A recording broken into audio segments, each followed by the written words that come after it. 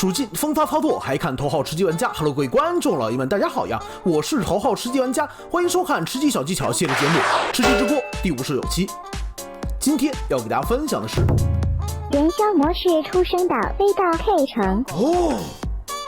元宵模式已经上线一段时间了，在上期的视频中，我给各位小伙伴们分享过元宵模式的4大刷新点位。然而，正当我收拾心情，准备迎接苦逼的复工生活的时候，忽然我又收到了一个粉丝小伙伴的艾特，他告诉我说，有人在元宵模式中利用汤圆的碰撞系统，直接从出生岛飞到了 K 城的位置。那么，先让我们看一下原版视频。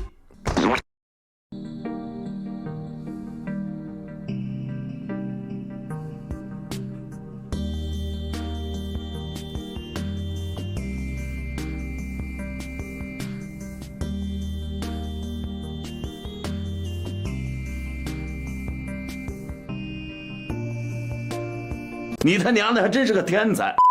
果然，和平精英中的骚操作也许会迟到，但是永远不会缺席。那么，本着看热闹不嫌事儿大的态度和不求吃鸡只求骚操作的原则，让我们一起来看一下这个操作究竟是节操的沦丧，还是 bug 的扭曲呢？让我们一起来用实验来说话。是时候表演真正的技术了。那么各位小伙伴们都知道，在元宵模式的出生岛会有一个游乐场，虽然碰撞之后也会飞得非常远，但是根本不会像原视频中那样直接飞到 K 城的位置。我也是试了好久都没有实现这个操作。那么会不会是像之前摩托车飞天或者贴地飞行操作那样，是用到了断网大法呢？在我经过了大量的测试之后，发现断网也是根本没有任何卵用的。那么原视频中的操作究竟是如何实现的呢？直到我看到了一个小伙伴提出的想法。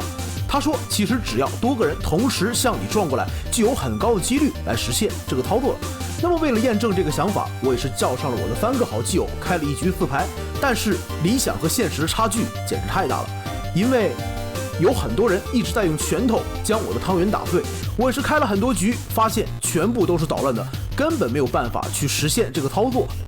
经过我大量实验，我最远的一次也只是飞到了出生岛边缘的位置。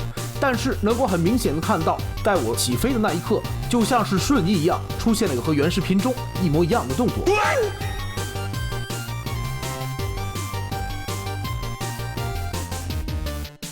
所以说，我的这一期视频就水到这里吧。臭不要脸！各位小伙伴们可以用这个方法多去试一试，一定可以成功的。